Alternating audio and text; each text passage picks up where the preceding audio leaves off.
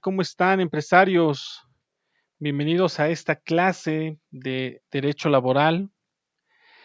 En esta ocasión vamos a estar analizando el artículo 123 de la Constitución Política de los Estados Unidos Mexicanos, que nos hemos referido en clases anteriores, que es el principal artículo en materia constitucional, de donde provienen los principios y derechos que tienen los trabajadores en materia laboral. Para ello, deben de recordar que yo les he mencionado que el artículo 123 constitucional se divide en dos apartados. Vamos a ver primero estos dos primeros párrafos que nos establece este artículo y nos menciona artículo 123. Este ya lo habíamos visto el primer párrafo. Nos dice, toda persona tiene derecho al trabajo digno y socialmente útil. Al efecto se promoverán la creación de empleos y la organización social de trabajo conforme a la ley. En el segundo párrafo nos menciona el Congreso de la Unión, sin contravenir a las bases siguientes, deberá expedir leyes sobre el trabajo, las cuales regirán.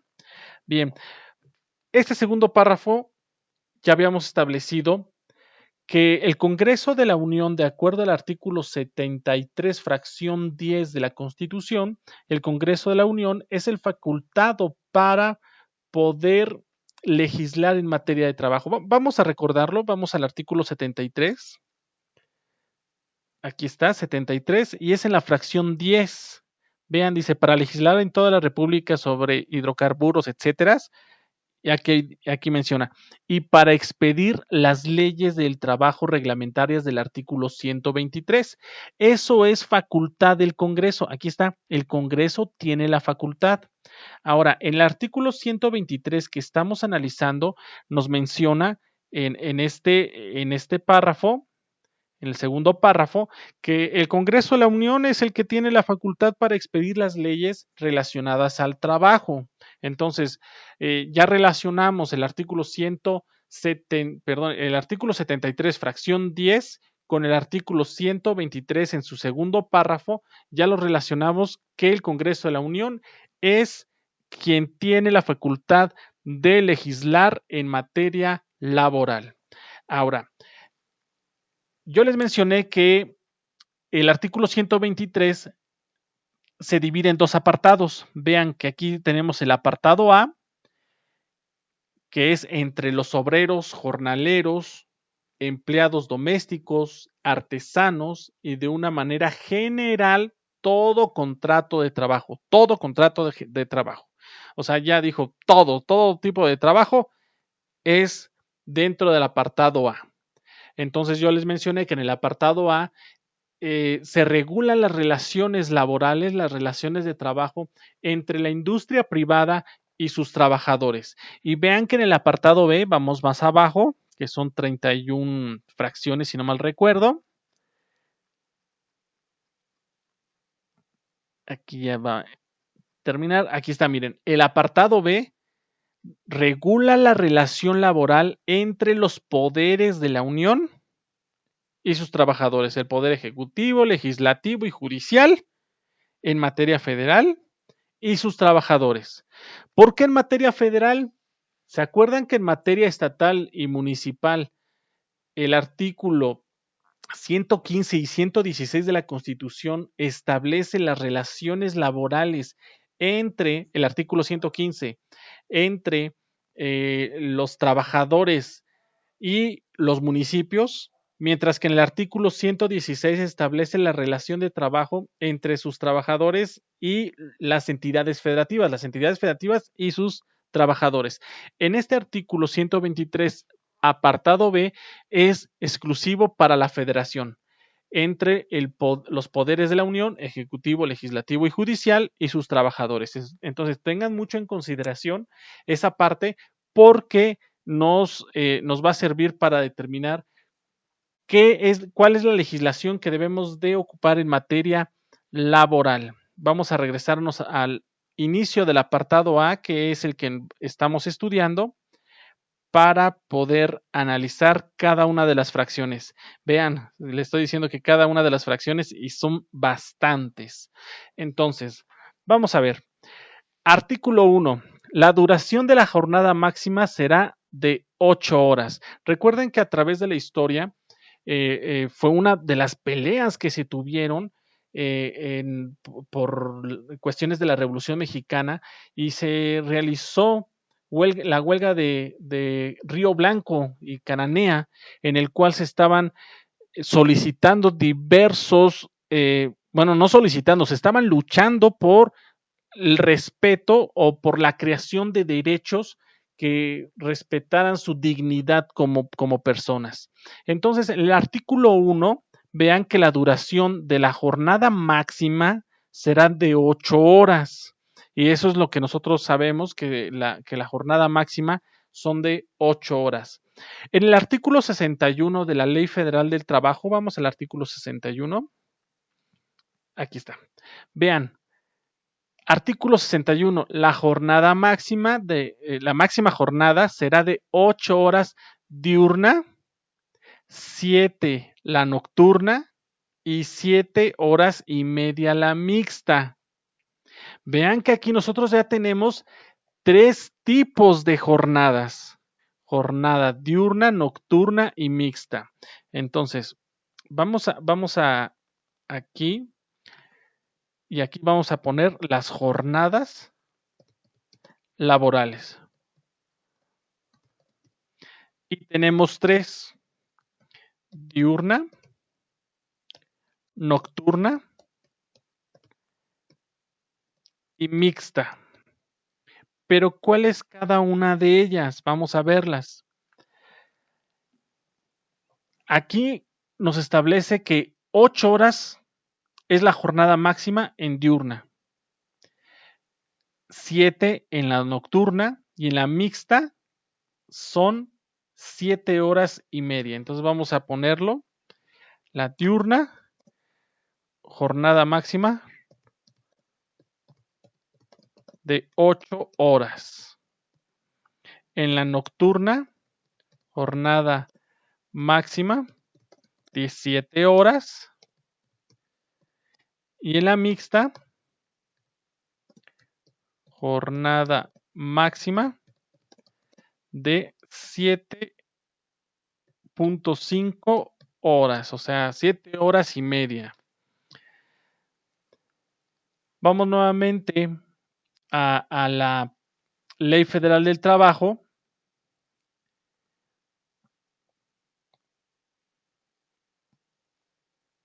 Vean, artículo 60. La jornada diurna es comprendida entre las 6 de la mañana y las 8 de la noche. ¿Sí? Entonces, ahí tenemos otro dato importante.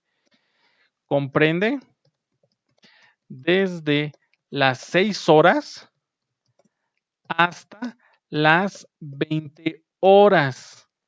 Si la jornada laboral está dentro de este parámetro, desde las 6 horas hasta las 20 horas, se le llama jornada diurna.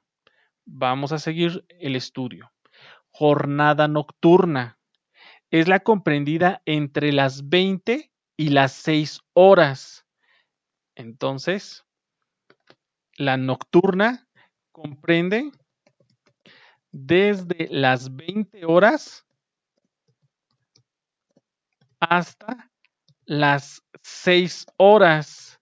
Es decir, se pasa la medianoche trabajando porque se entra a las 8 de la noche y se finaliza, se puede finalizar, recuerden que son 7 horas, pero finaliza este periodo de jornada nocturna, jornada laboral nocturna, hasta las 6 horas. Entonces, ¿cuál es la mixta? Vamos a la ley. En el artículo 60 de la Ley Federal del Trabajo nos menciona: jornada mixta es la que comprende periodos de tiempo de las jornadas diurna y nocturna, siempre que el periodo nocturno sea menor de 3 horas y media. 3 horas y media. Pues si comprende 3 y media o más, se reputará jornada nocturna. Vean ustedes que la jornada nocturna, por lo tanto, es a partir de trabajar 3 horas, vamos a la presentación, trabajar 3 horas desde las 8 de la noche hasta las 6 de la mañana. Entonces, la jornada nocturna es cuando se trabaja por lo menos 3 horas. Vamos a ver qué nos dice la ley. Dice, siempre que el periodo nocturno sea menor de 3 horas y media, pues si comprende 3 horas y media, entonces más bien es 3 horas y media, ¿sí? Es cuando se trabaja por lo menos 3.5 horas o más en este turno, ¿sí? Ahora, la jornada mixta es cuando, bueno, primero comprende una mezcla de la jornada diurna y la nocturna,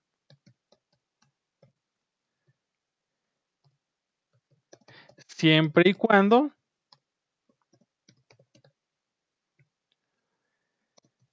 se trabaje menos de 3.5 horas en la jornada nocturna. Vean ustedes cuáles son las reglas de las jornadas, porque más adelante, cuando nosotros estemos echando números, yo les voy a decir cuáles son los horarios de trabajo de cada uno de los trabajadores, de la jornada laboral de cada uno de los trabajadores, y ustedes deben de saber cuánto debe de durar su jornada laboral. Recuerden, jornada diurna dura 8 horas y comprende desde las 6 de la mañana hasta las 20 horas.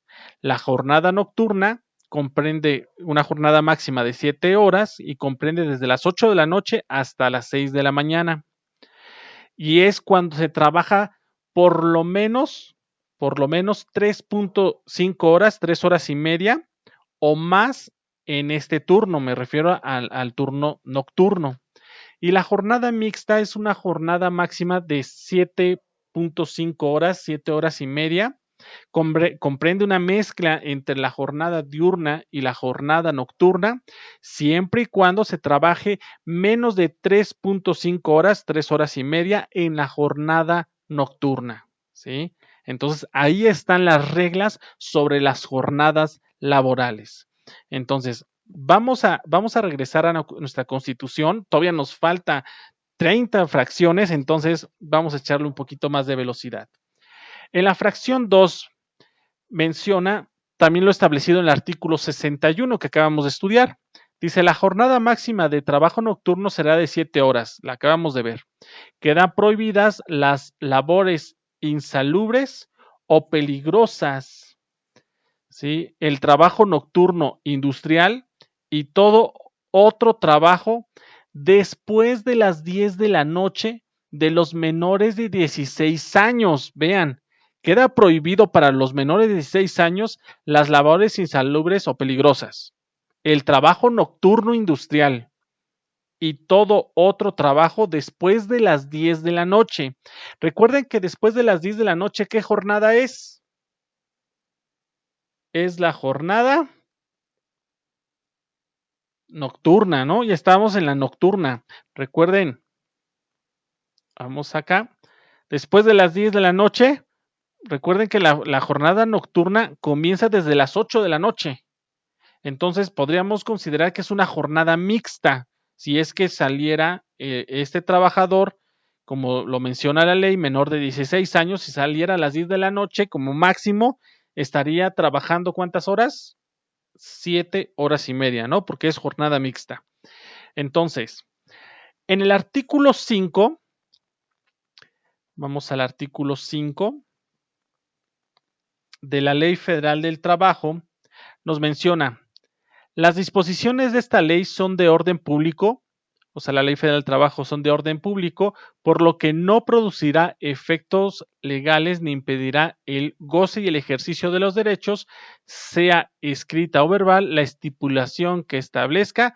Es decir, cuando se firma un contrato que contradiga lo establecido en estas fracciones, se tendrá como un contrato nulo. Y en la fracción 12 nos establece todo trabajo nocturno industrial o el trabajo después de las 22 horas, 10 de la noche, para los menores de 16 años.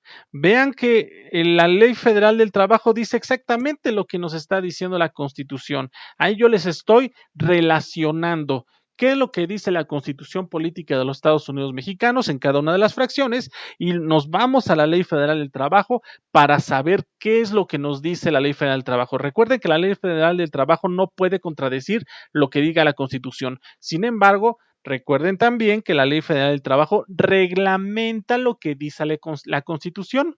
Entonces, en la Ley Federal del Trabajo nosotros podemos obtener mayor información de cómo se protegen los derechos de los trabajadores, con mayor información que lo que establece la Constitución. ¿Por qué? Porque la Ley Federal del Trabajo es reglamentaria a la Constitución, es decir, es donde se desarrolla, se maximiza todos los procesos, todos los procedimientos, todas las normas jurídicas que protegen los derechos que la Constitución Política de los Estados Unidos Mexicanos en el artículo 123 establece. Entonces, vamos a seguir. En la fracción 3 nos dice que queda prohibida la utilización del trabajo de los menores de 15 años, es decir, que no se pueden contratar a menores de 15 años. Está prohibido por la Constitución, ni siquiera por la ley, es por la Constitución.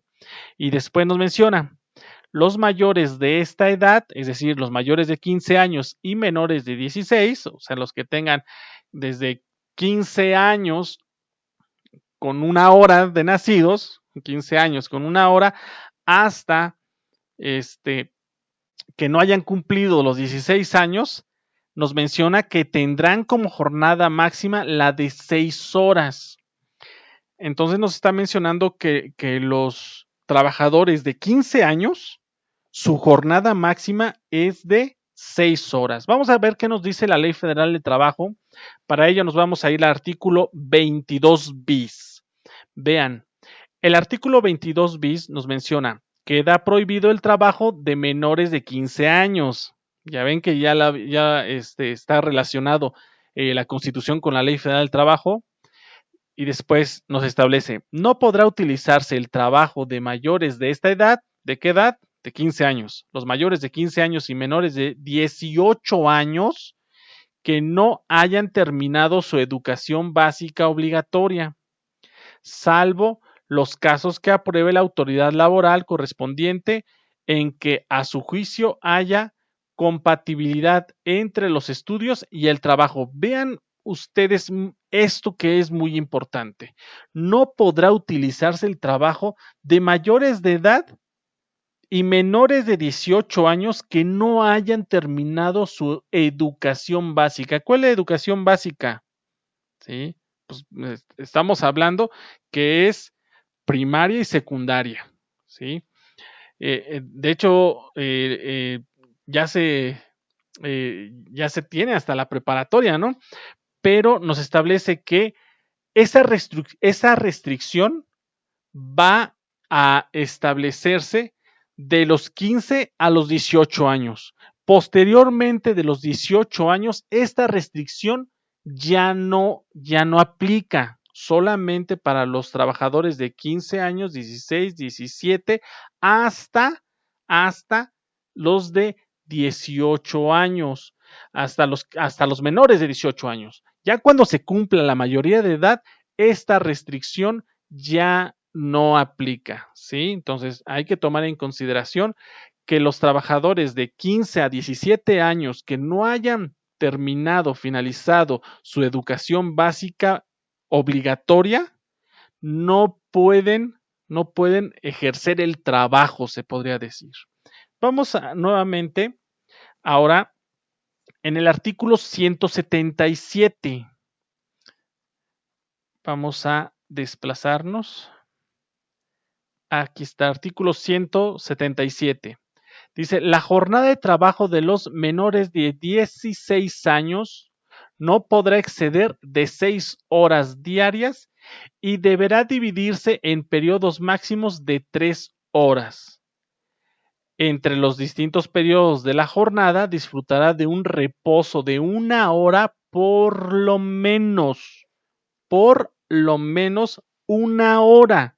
Vean que los menores de 16 años, estamos hablando de las personas, los trabajadores de 15 años, no podrán trabajar más de 6 horas. Eso ya lo habíamos visto en la Constitución. Ahora, nos menciona que estas 6 horas se van a dividir entre 2. 3 horas van a trabajar y nos establece que va a tener estos trabajadores obligatoriamente, dice, por lo menos 1 hora de trabajo. Entonces, trabajan 3, la cuarta hora la descansan y después van a trabajar de la quinta, sexta y séptima hora. Eso es lo que nos establece el artículo 177 de la Ley Federal del Trabajo. Vamos a regresarnos a la Constitución. En la fracción 4 nos establece, por cada 6 días de trabajo deberá disfrutar el operario de un día de descanso, cuando menos. Cuando menos. Por cada 6 días de trabajo deberá disfrutar el operario de un día de descanso, cuando menos. Por eso en muchas partes trabajan de lunes a sábado y solamente se disfruta el día domingo. En algunas ocasiones he escuchado de que pues no debería ser de esa manera, que existe explotación. No. La ley nos establece, en este caso, la Constitución Política de los Estados Unidos Mexicanos nos dice que son 6 días de trabajo con 1 de descanso. Y vamos al artículo 69 de nuestra Ley Federal del Trabajo. Aquí está. ¿Qué nos dice? Artículo 69. Por cada 6 días de trabajo disfrutará el trabajador de 1 de descanso, por lo menos con goce de salario íntegro. ¿Sí? Entonces ahí ya aclaró que además de disfrutar un descanso, ese descanso va a ser pagado. En el artículo 123, apartado A, fracción 5, nos establece los elementos de protección de una trabajadora embarazada y nos menciona, las mujeres durante el embarazo no realizarán trabajos que exijan un esfuerzo considerable y significan un peligro para su salud en relación con la gestación. Gozarán forzosamente de un descanso de 6 semanas anteriores a la fecha fijada, aproximadamente para el parto, y 6 semanas posteriores al mismo, debiendo percibir su salario íntegro y conservar su empleo y los derechos que hubieran adquirido por la relación de trabajo. En el periodo de lactancia, tendrán 2 descansos extraordinarios por día, de media hora cada uno, para alimentar a sus hijos. Bien, en el artículo 123, apartado A, fracción 5 de la Constitución, nos establece la protección a las trabajadoras embarazadas y nos menciona un periodo de descanso maternal. Se establece cuál sería la fecha probable del parto y se le tiene que otorgar un descanso de 6 semanas antes del parto, 6 semanas antes del parto, y también 6 semanas posteriores al parto. ¿Sí? Y obviamente aquí nos está mencionando la Constitución que va a conservar su empleo y los derechos, sus derechos laborales. Cuando se haya finalizado este periodo de descanso, la trabajadora mamá tiene un periodo de lactancia. Ese periodo de lactancia son 2 descansos de media hora para que puedan alimentar a sus hijos. Entonces, recuerden muy bien ustedes, porque en la práctica esto yo se los voy se los voy a poner. Esta trabajadora está embarazada y la fecha probable de parto es tal fecha. Entonces, determina cuáles son sus derechos. Y entonces me tiene que decir, pues sus derechos es, primero, tiene un descanso de 6 semanas antes de la fecha de parto y 6 semanas después de la fecha de parto. Se le tiene que pagar su salario íntegro, se le debe de conservar su empleo y todos sus derechos adquiridos. Una vez de que finalice su derecho de descanso, sus semanas de descanso, entonces tiene derecho a un periodo de lactancia, perdón, 2 periodos de lactancia, 2 descansos, se podría decir, de media hora cada uno. Eso sería lo establecido para las mujeres trabajadoras embarazadas. Ahora, vamos al artículo 170 de la Ley Federal del Trabajo. Vean que todo está revuelto, pero vamos a ir trabajando poco a poco. Y aquí nos establece, las madres trabajadoras tendrán los siguientes derechos. La primera fracción, durante el periodo de embarazo, no realizarán trabajos que exijan esfuerzos considerables y signifique un peligro para su salud en relación a la gestación, tales como levantar, tirar o empujar grandes pesos que produzcan trepidación, estar de pie durante largo tiempo o que actúen o puedan alterar su estado psíquico y nervioso. Vean que aquí esta parte, esta fracción 1 del artículo 170 ya abordó en mayor especialidad lo que se establecía en la Constitución, ya lo reguló. En la fracción 2 nos dice, disfrutará un descanso de 6 semanas anteriores y 6 semanas posteriores al parto. Eso ya lo habíamos estudiado. A solicitud expresa de la trabajadora, vean, a solicitud de la trabajadora, no del patrón, de la trabajadora, previa autorización escrita del médico de la institución de seguridad social que le corresponda, o en su caso del servicio de salud que otorgue el patrón, tomando en cuenta la opinión del patrón y la naturaleza del trabajo que desempeñe, se podrá transferir hasta 4 de las 6 semanas de descanso previas al parto para después de él mismo. Vean, recuerden que son 6 semanas antes del parto y 6 semanas después del parto. Entonces aquí nos está estableciendo que 4 semanas antes del parto, 4 semanas se pueden posponer para tenerlas posteriores al parto.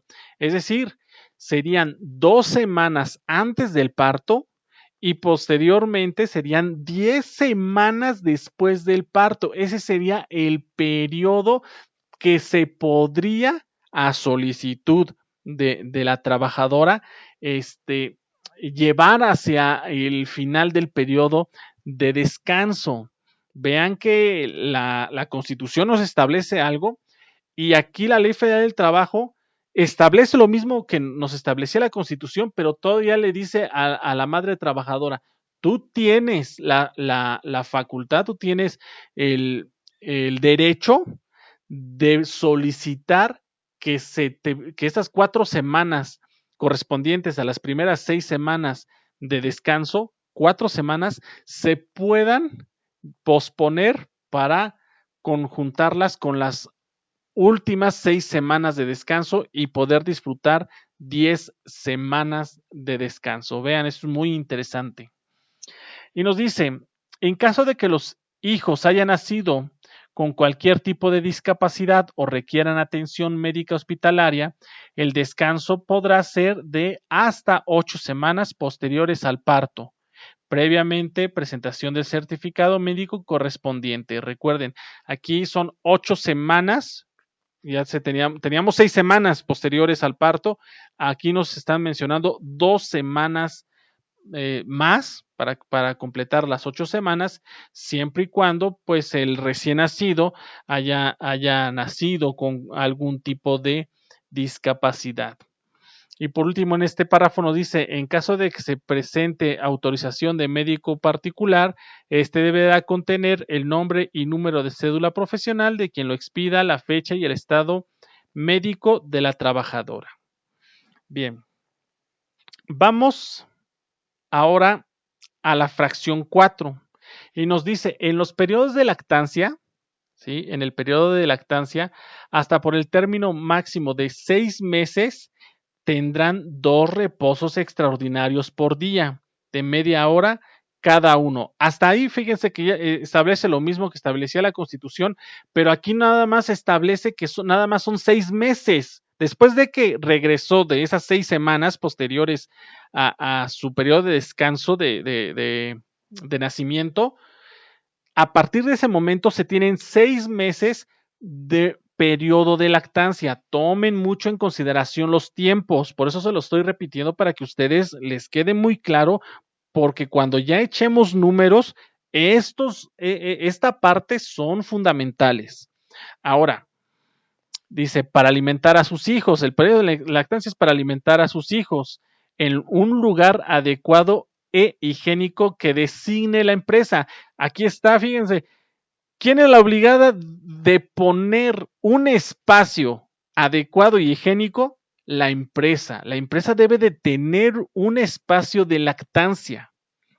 Ahora, vean ustedes lo que establece aquí.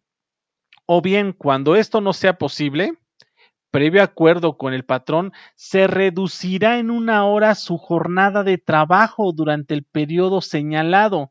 Es decir, la trabajadora, ¿sí? La trabajadora puede acordar con el patrón el decir, ¿sabe qué?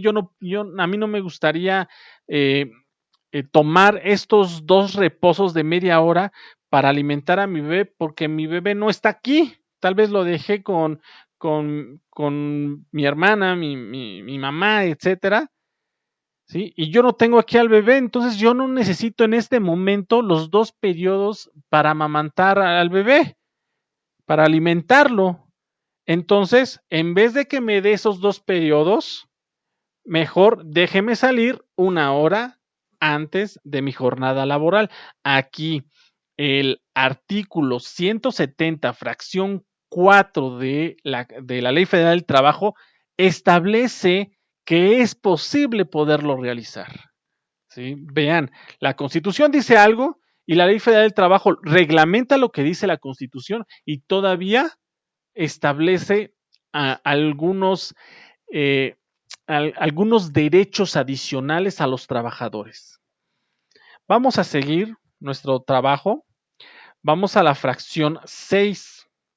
En la fracción 6 nos establece los salarios mínimos que deberán disfrutar los trabajadores serán generales o profesionales. Pregunta, ¿cuáles son los tipos de salarios mínimos? Los tipos de salarios mínimos son 2, generales y profesionales. Recuérdenlo. Después nos menciona, los primeros regirán en las áreas geográficas que se determinen, ¿sí? Y los segundos, que son los profesionales, se aplicarán en ramas determinadas de la actividad económica o en profesiones, oficios o trabajos específicos. El salario mínimo no podrá ser utilizado como índice, unidad, base, medida o referencia para fines ajenos a su naturaleza. Esto es muy, muy, muy, muy interesante. Los salarios mínimos, hay 2 tipos de salarios mínimos, les acabo de mencionar, que son generales y profesionales. ¿Cuáles son los salarios mínimos generales? Son las que rigen por área geográfica. Recuerden que antes nosotros teníamos una tabla en el cual se mencionaba cuáles eran las profesiones y se tenía las áreas geográficas, área geográfica A, B y C. Y si eras A es porque estabas en una ciudad, si estabas en C es porque estabas fuera o muy fuera de una ciudad. Y por lo tanto, mientras más cerca estés en una ciudad, era mayor el salario, teóricamente, ¿verdad? Era mayor el salario. Mientras más alejado estuvieras de una ciudad, era menor. ¿Por qué? Pues porque las condiciones de vida, de oferta y demanda, estudio de oferta y demanda, pues eran menos competitivas. Entonces, esos son los salarios mínimos generales, mientras que los salarios profesionales se aplican a la rama de actividad económica, a las profesiones. Vean que a las profesiones o los oficios, si fuéramos a ver la Ley Federal del Trabajo en una agenda laboral, ahí establecen cuáles son los salarios mínimos por las profesiones. Y después nos establece: el salario mínimo no podrá ser utilizado como índice, unidad, base, medida o referencia para fines ajenos a su naturaleza. Hay que recordar que hace algunos años las multas, por ejemplo, ¿sí?, las sanciones se decía son 400 salarios mínimos de multa, por ejemplo.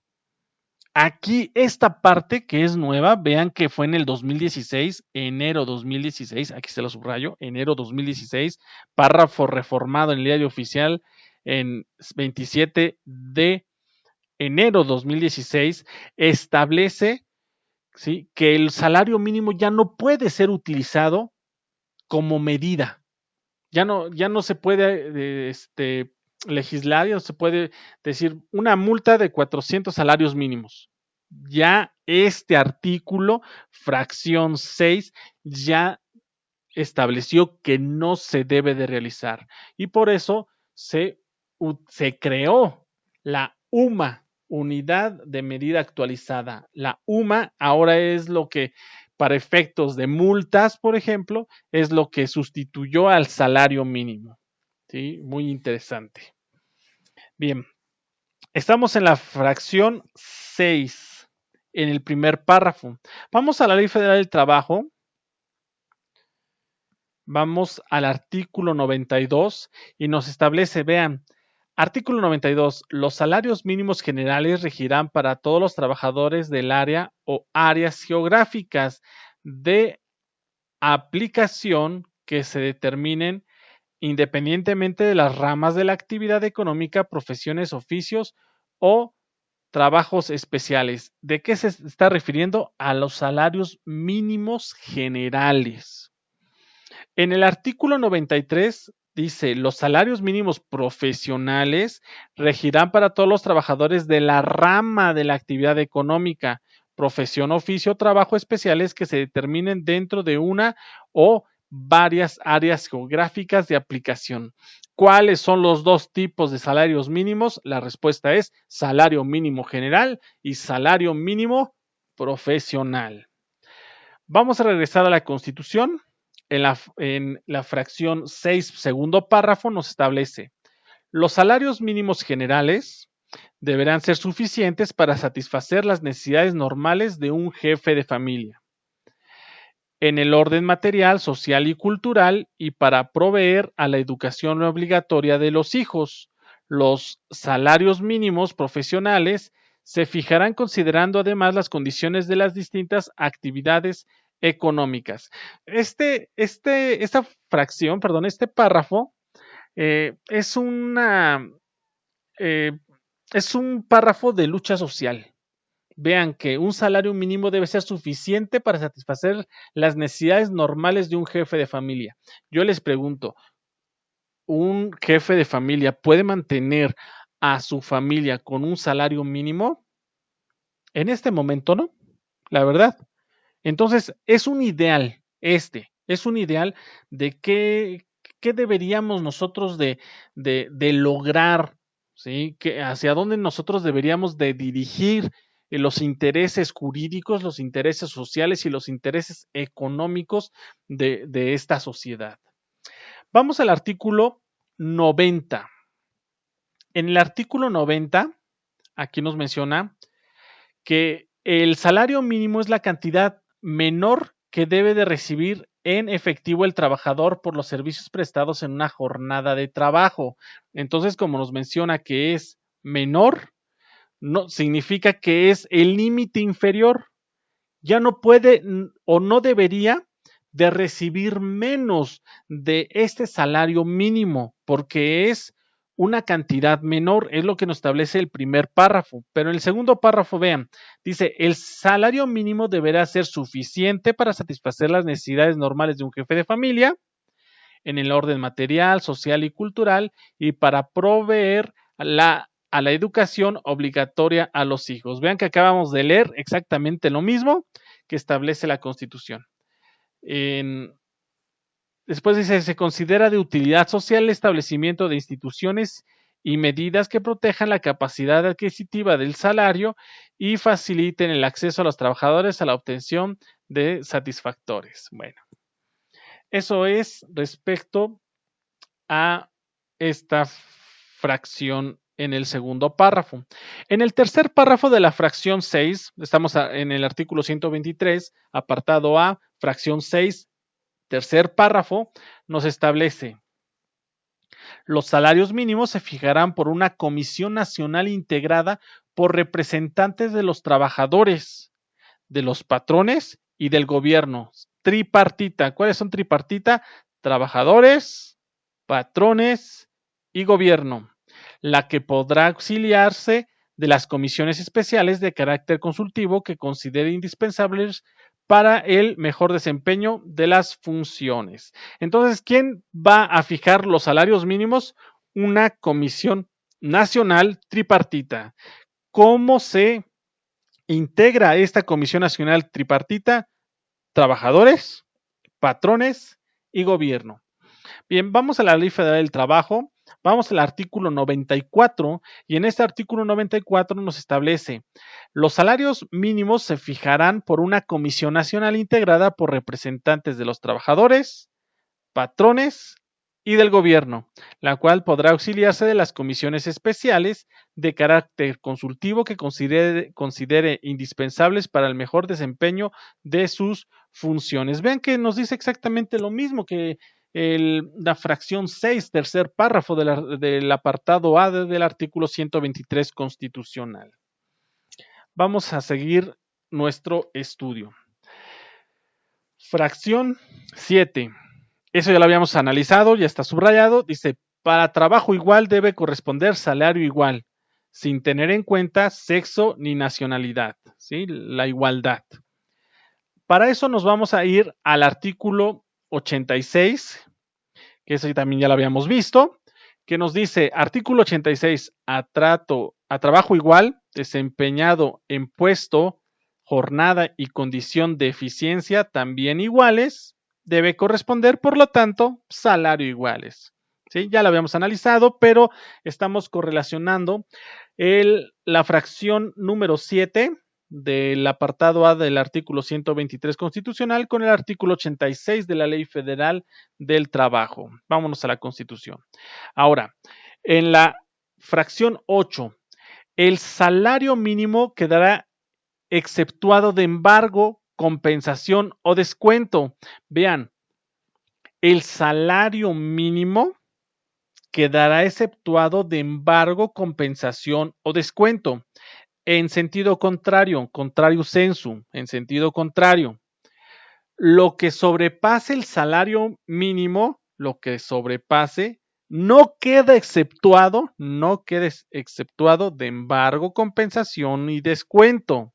Pero vamos a ver qué nos establece la Ley Federal del Trabajo. Vamos a ir al artículo 112 de la Ley Federal del Trabajo y nos establece, artículo 112, los salarios de los trabajadores no podrán ser embargados, salvo el caso de pensiones alimenticias decretadas por la autoridad competente en beneficio de las personas señaladas en el artículo 110, fracción 5. Los patrones no están obligados a cumplir ninguna otra orden judicial o administrativa de embargo. No pueden, ¿sí?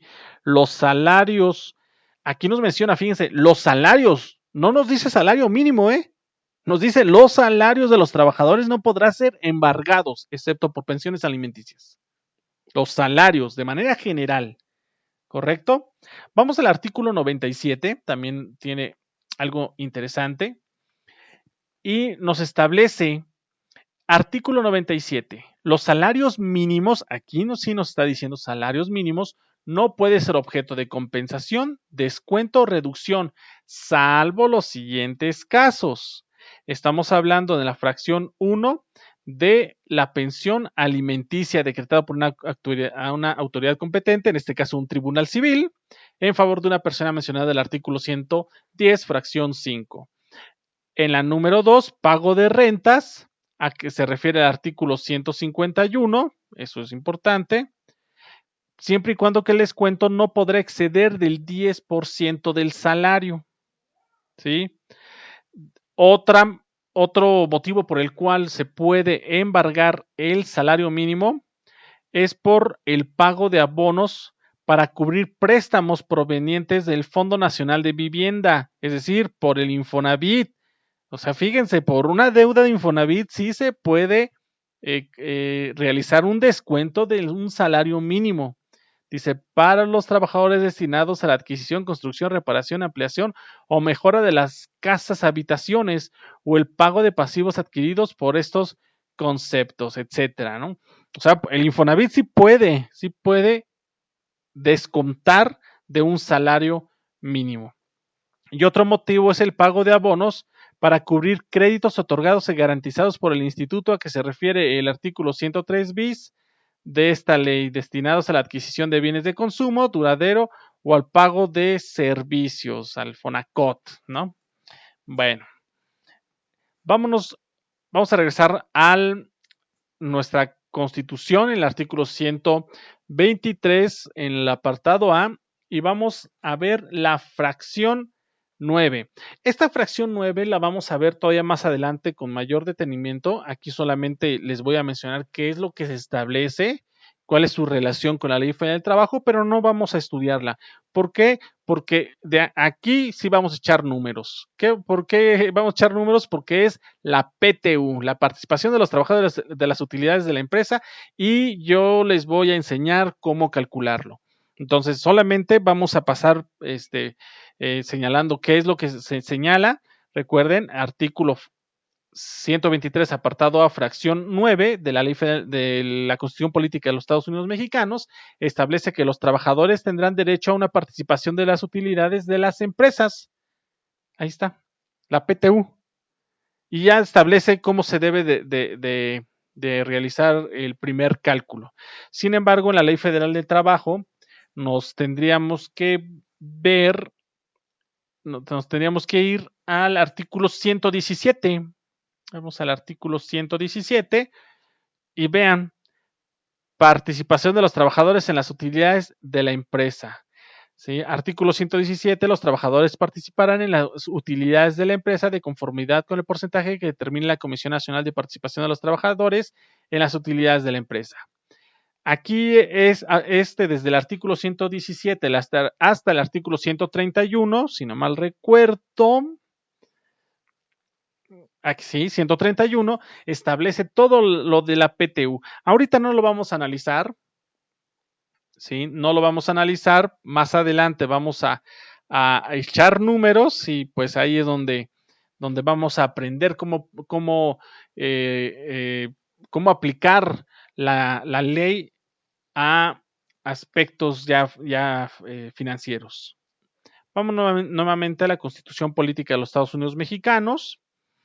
Vamos a la fracción 10. Dice, el salario deberá pagarse principalmente en moneda de curso legal, es decir, en peso mexicano, no siendo permitido hacerlo en efectivo como con mercancías, ni con vales, fichas o cualquier otro signo representativo con que se pretenda sustituir la moneda.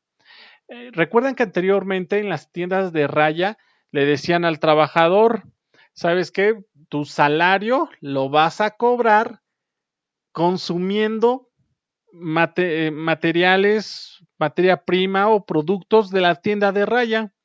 Y entonces el trabajador iba a comprar en la tienda propiedad del patrón todo lo que necesitaba y ese era su salario. Entonces esta fracción nos establece que eso ya no se puede hacer, que el salario debe de pagarse en moneda de curso legal.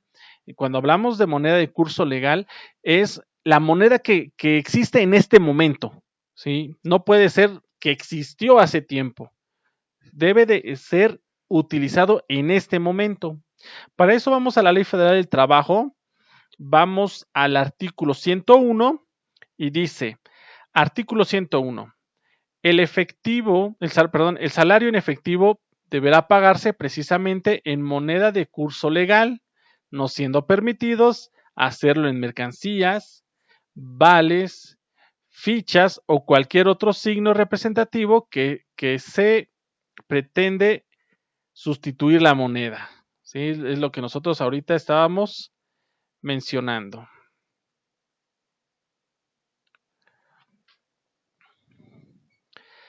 También este artículo 101, vean, previo consentimiento del trabajador, por lo general no piden consentimiento del trabajador para que nos paguen en una tarjeta.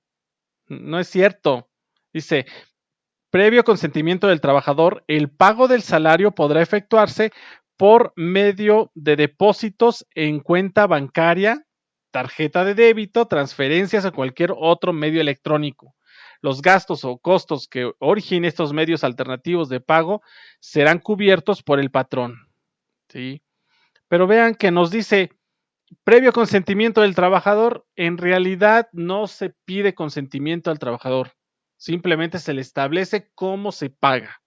Entonces, ahí es una parte que se debería de modificar o en su caso de ejercer el cómo se debería de pagar los salarios, que yo creo muy conveniente que se siga trabajando mediante una tarjeta por cuestiones de seguridad. Bien. Después nos menciona, en todo caso, en todos los casos, el trabajador deberá tener acceso a la información detallada de los conceptos y deducciones de pago. ¿Cómo es esto? Al recibo de nómina. Los recibos de pago deberán entregarse al trabajador en forma impresa o por cualquier otro medio, que puede ser digital, sin perjuicio de que el patrón lo deba entregar en documento impreso cuando el trabajador así lo requiera. Aquí, este es el fundamento de los recibos de nómina, ¿eh? ¿Sí? Estamos hablando, artículo 101, tercer párrafo. Después nos menciona los recibos impresos deberán contener firma autógrafo del trabajador para su validez. Los recibos de pago contenidos en comprobantes fiscales digitales por Internet, los CFDI, pueden sustituir a los recibos impresos.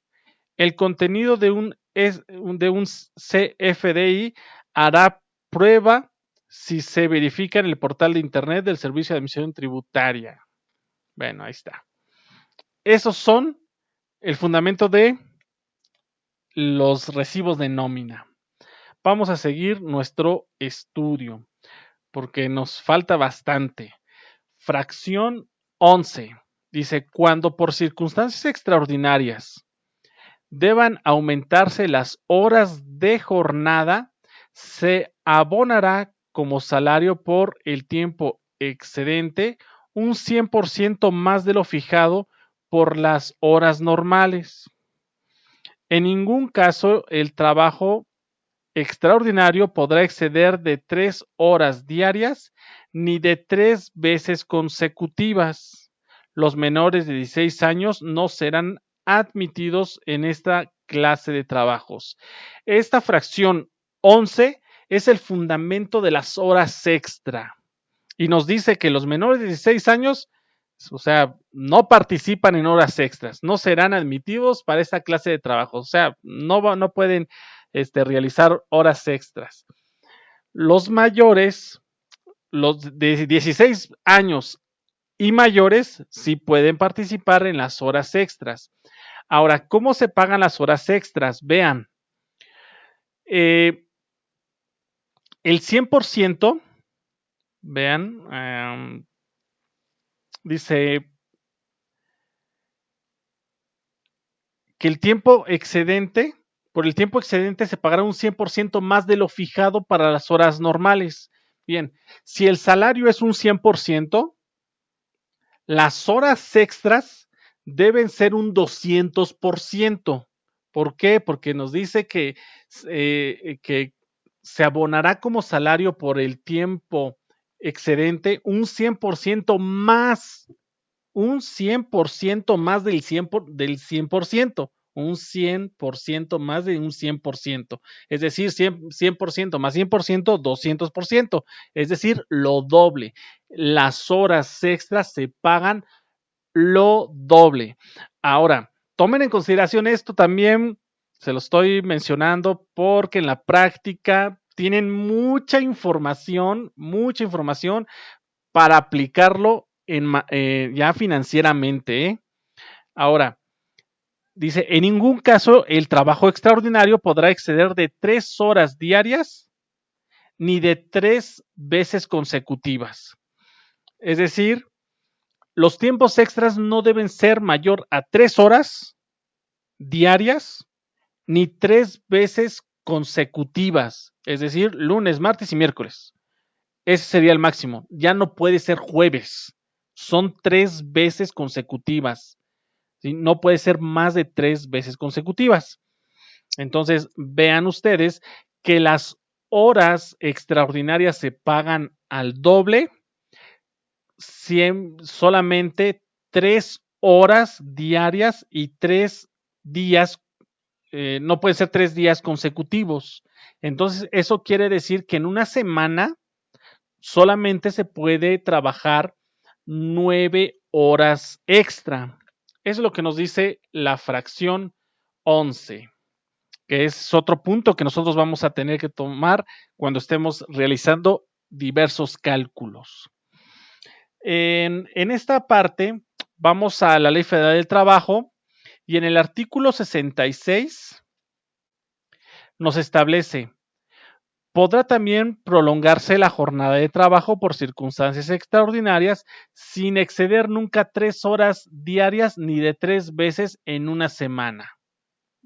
Vean que aquí sí nos dice de una semana, sin que nunca pueda exceder de 3 horas diarias ni 3 veces en una semana.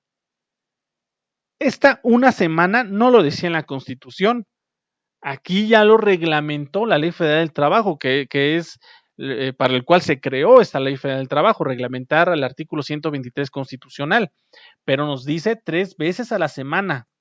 Después, en el artículo 67 nos establece las horas de trabajo a que se refiere el artículo 65 se retribuirán con una cantidad igual a la que corresponda a cada una de las horas de la jornada. Bueno, este no es importante.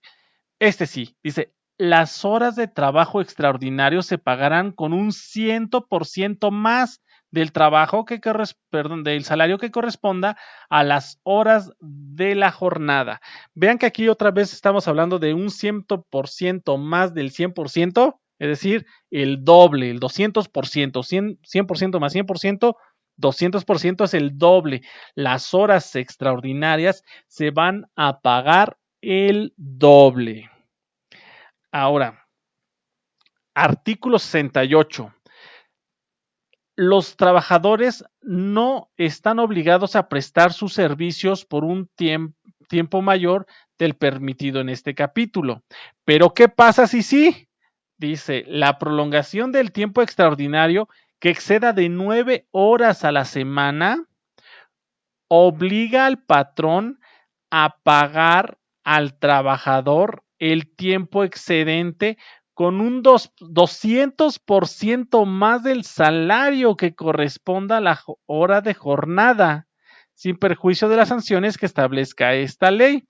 Es decir, nos dice que por el tiempo excedente se va a pagar un salario de un 200% más del salario, es decir, 200% más del 100%, más el 100%, 200% más un 100%.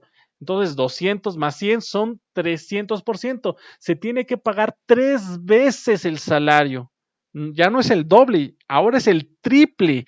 Si nosotros trabajamos más de esas 9 horas a la semana, que son tiempos extras pagados al doble, cuando excedemos de esas 9 horas a la semana, la siguiente hora se paga al triple, al triple. Entonces ahí está cómo se establece las horas extra.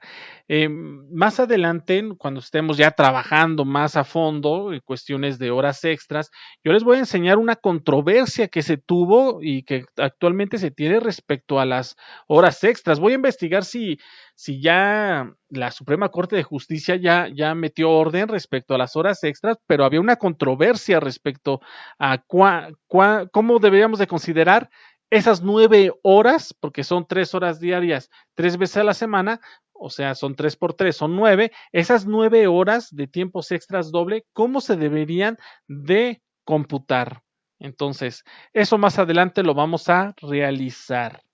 Vámonos nuevamente a la Constitución, vamos a la fracción 12 y en su primer párrafo nos establece: toda persona, toda empresa agrícola, industrial, minera o de cualquier otra clase de trabajo estará obligada, según lo determinen las leyes reglamentarias, a proporcionar a los trabajadores habitaciones cómodas e higiénicas.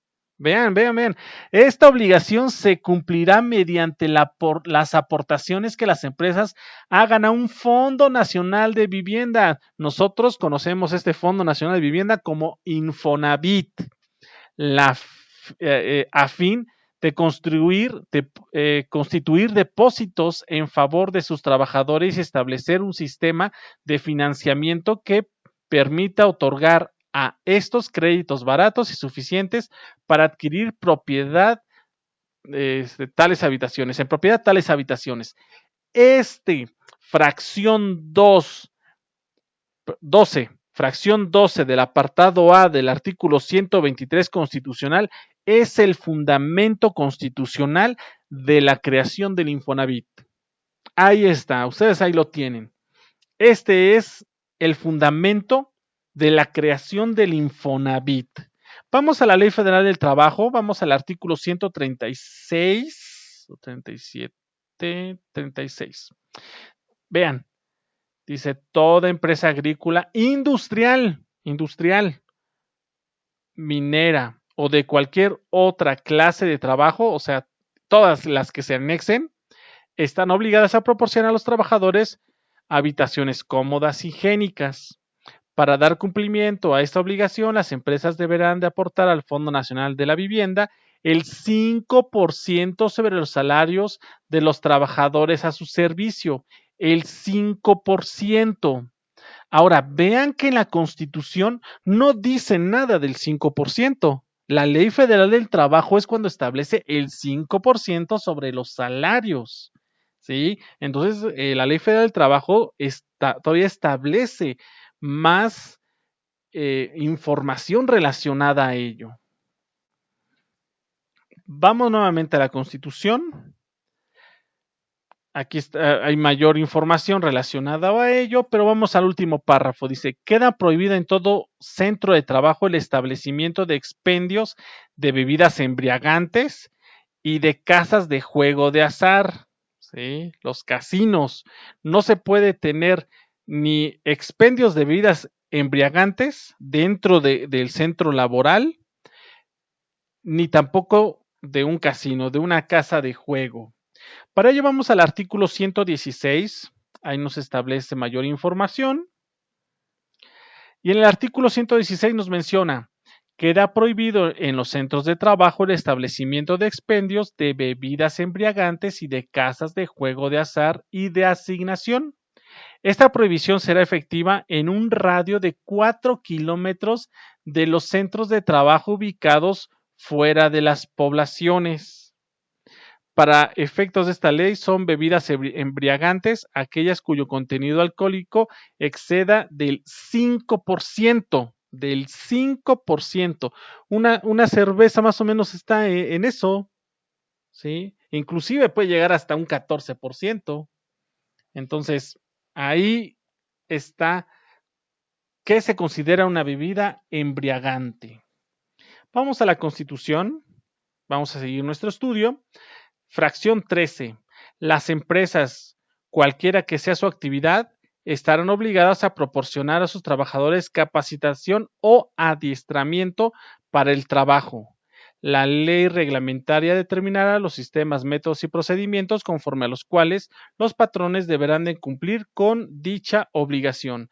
Este es el fundamento jurídico, el fundamento constitucional en la fracción 13, apartado A del artículo 123 constitucional, establece el fundamento jurídico constitucional de la capacitación de los trabajadores, del adiestramiento a los trabajadores. Ahí tienen ustedes el fundamento. Vamos a la Ley Federal del Trabajo y vamos a ver en el artículo 153A.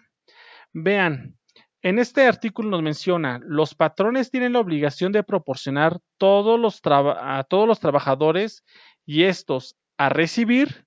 Vean, los patrones tienen la obligación de proporcionar a todos los trabajadores, y los trabajadores tienen la obligación a recibir la capacitación o adiestramiento en su trabajo que le permita elevar su nivel de vida, su competencia laboral y su productividad, conforme a los planes y programas formulados de común acuerdo con el patrón y el sindicato o la mayoría de sus trabajadores. Vean que se establece que los programas de capacitación y de adiestramiento lo debe de negociar el patrón y el sindicato. Y si no es el sindicato, con la mayoría de los trabajadores. ¿A poco eso pasa? En realidad eso no pasa, ¿sí? O no conozco una empresa que esté respetando esa parte. Entonces, es interesante el saber qué es lo que establece la ley. Ahora, dice, para dar cumplimiento a la obligación que conforme al párrafo anterior le corresponde, los patrones podrán convenir con los trabajadores en que la capacitación o adiestramiento se proporcione a estos dentro de la misma empresa o fuera de ella, por conducto de personal propio, instructores especialmente contratados, instituciones, escuelas u organismos especializados o bien mediante adhesión a los sistemas generales que se establezcan. Ahí se menciona cuál es la manera en cómo se puede capacitar o adiestrar a un trabajador dependiendo de las condiciones que se encuentre la empresa. Después nos menciona las instituciones, escuelas u organismos especializados, así como los instructores independientes que deseen impartir formación, capacitación o adiestramiento, así como su personal docente, deberán estar autorizados y registrados por la Secretaría de Trabajo y Previsión Social. Ahí está otra vez. O sea, fíjense, los instructores independientes, o sea, los que están fuera de la empresa, que llegan a dar capacitación o adiestramiento, deben de estar autorizados y registrados por la Secretaría del Trabajo y Previsión Social. Eso tampoco se observa. Eso tampoco se observa. Ustedes que están estudiando derecho laboral, cuando sean empresarios, cuando tengan ya sus empresas, o ustedes que ya tienen, que me están escuchando, ya tienen sus empresas, tomen en consideración estos puntos que son importantes. Es una obligación y sin embargo no se está realizando, no se cumple. Y eso es parte del derecho corporativo.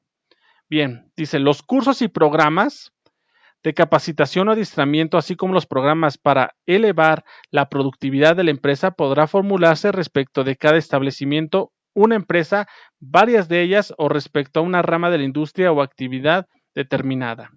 Dice, la capacitación o adiestramiento a que se refiere el artículo anterior y demás relativos deberá impartirse al trabajador durante la hora de su jornada de trabajo. Vean, aquí está, capacitación o adiestramiento deberá impartirse al trabajador dentro de las horas de su jornada de trabajo, dentro de sus horas.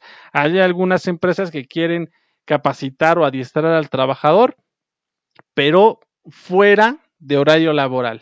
Entonces, la Ley Federal del Trabajo no lo establece de esa manera. Se menciona que deberá impartirse, deber es obligación, ¿sí? No dice podrá. Podrá es de tal vez sí, tal vez no. No, ese es un deber.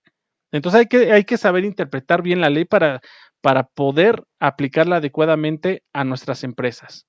Después nos menciona, salvo que atendiendo a la naturaleza de los servicios, patrón y trabajador convengan que podrán impartirse de otra manera, así como en el caso en que el trabajador desee capacitarse en una actividad distinta a la de la ocupación que desempeña, en cuyo supuesto la capacitación se realizará fuera de la jornada de trabajo. ¿En qué momento? Cuando se capacite en actividad distinta a la que está ocupando actualmente, que está desempeñando ese trabajo. Es lo que establece el artículo 153A. Vámonos nuevamente a nuestra Constitución. Y en la fracción 4 nos establece, los empresarios serán responsables de los accidentes de trabajo. ¿Quiénes son los responsables de los accidentes de trabajo? Los empresarios, los patrones son responsables de los accidentes de trabajo y de las enfermedades profesionales de los trabajadores, sufridas con motivo o en ejercicio de la profesión o trabajo que ejecuten. Por lo tanto, los patrones deberán de pagar la indemnización correspondiente que haya traído como consecuencia la muerte o simple incapacidad temporal o permanente para el trabajador de acuerdo con las leyes que las leyes determinen. Esta responsabilidad subsistirá aún en el caso de que el patrono contrate el trabajador por un intermediario. Aquí se establece la obligación del patrón respecto a los accidentes de trabajo, a la muerte del trabajador, a una enfermedad profesional, etcétera. En la Ley Federal del Trabajo, en el artículo 276, vamos al artículo 276, nos establece que para el pago de las indemnizaciones en el caso de riesgos de trabajo se observará la siguiente norma. Y en la fracción 2 nos menciona, el patrón bajo cuya autoridad se prestó el trabajo será responsable de los accidentes de trabajo y si se trata de una enfermedad de trabajo, cada patrón que hubiera utilizado los servicios del trabajador durante 90 días, por lo menos, en los 3 años anteriores a la fecha en que se determine el grado de incapacidad para el trabajador, contribuirá en la participación en la proporción en que hubiere utilizado el servicio. Vean que en una enfermedad de trabajo, respecto a los últimos 3 años de trabajo de ese trabajador enfermo, los patrones que tuvieron relación con el trabajador durante esos 3 años son responsables, aunque ya no trabajen con él, son responsables de la enfermedad de trabajo. Aquí lo establece el artículo 276 en su fracción 3. Vamos al artículo, nuevamente a la Constitución. Yo considero que sería conveniente que el estudio de este artículo 123 lo partiéramos en dos. Vamos apenas en la mitad y considero que ya hemos cumplido con el tiempo que necesitamos de aprendizaje. Entonces vamos a analizar el último párrafo, perdón, la última fracción del artículo 123, la última fracción del día de hoy, ¿sí? Porque vamos a la mitad, y es la fracción 15. El patrón está obligado a observar, de acuerdo con la naturaleza de su negociación, los preceptos legales sobre higiene y seguridad en las instalaciones de su establecimiento y a adoptar las medidas adecuadas para prevenir accidentes en el uso de maquinaria, instrumentos, materiales de trabajo, así como organizar de tal manera que resulte la mayor garantía para la salud y la vida de los trabajadores y del producto de la concepción cuando se trata de mujeres embarazadas.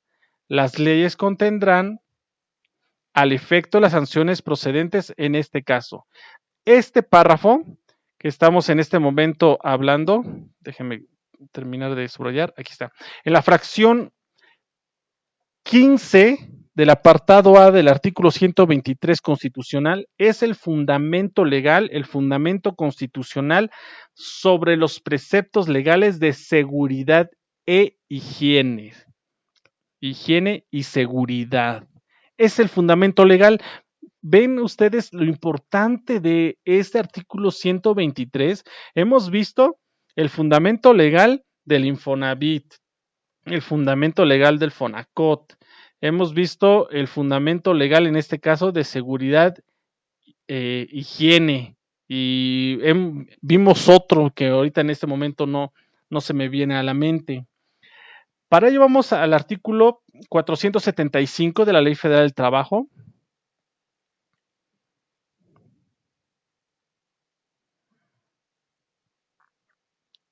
...475 bis... que nos establece: el patrón es responsable de la seguridad e higiene y de la prevención de los riesgos de trabajo, conforme a la disposición de esta ley, su reglamento y las normas oficiales mexicanas aplicables. Es obligación de los trabajadores observar las medidas preventivas de seguridad e higiene que establecen los reglamentos y las normas oficiales mexicanas expedidas por las autoridades competentes, así como las que indican los patrones para la prevención de riesgos de trabajo. Aquí vean que es muy importante lo que se establece en este artículo 475 bis de la Ley Federal del Trabajo. Primero, que es obligación, es la responsabilidad del patrón el prevenir los accidentes y el cuidar toda la normatividad respecto a seguridad e higiene. Y nos menciona que esas disposiciones deben estar de acuerdo a la ley, a su reglamento, y aquí nos dice algo muy interesante y es una oportunidad para todos ustedes. Dice, y las normas oficiales mexicanas aplicables, las NOM. Aquí vienen las NOM. Las NOM son obligatorias para el patrón. Entonces, eso forma parte de un campo laboral para todos ustedes. El poder certificarse como expertos en las normas oficiales mexicanas y vender sus servicios a los patrones. ¿Por qué? Porque en cuestiones de seguridad e higiene es responsabilidad del patrón el prevenir los riesgos de trabajo. Y entonces, si ustedes supieran, existen normas oficiales mexicanas para todo, para todo existe, para lavarse las manos, para una etiqueta, para todo existen normas oficiales. Y entonces existe mucha información que sería importante que ustedes se pudieran especializar en alguna de ellas. Bueno, después nos menciona que es obligación del trabajador observar las medidas preventivas de seguridad e higiene que establecen los reglamentos. Se refiere al reglamento interior de trabajo también, reglamentos y las normas oficiales mexicanas expedidas por las autoridades competentes, así como las que indiquen los patrones para prevenir los riesgos de trabajo. Aquí nos establece algo muy importante sobre seguridad e higiene. Bueno, hemos llegado hasta la mitad del análisis del artículo 123, apartado A, de la Constitución Política de los Estados Unidos Mexicanos. Hemos trabajado muy bien hasta ahora. Hemos relacionado la Constitución Política con la Ley Federal del Trabajo. Ustedes han visto que la Constitución Política establece de manera general cuáles son los derechos de los trabajadores y la Ley Federal del Trabajo que reglamenta a este apartado A del artículo 123 constitucional, pues ya establece de mayor grado, con mayor información, cómo se debe de regular estos derechos de los trabajadores. ¿Sí? Vamos a seguir la siguiente clase, vamos a seguir trabajando en este artículo 123, apartado A de la Constitución, a partir de la fracción 16. Por el momento, eso sería todo. Les mando un cordial saludo a todos ustedes, empresarios. Hasta luego.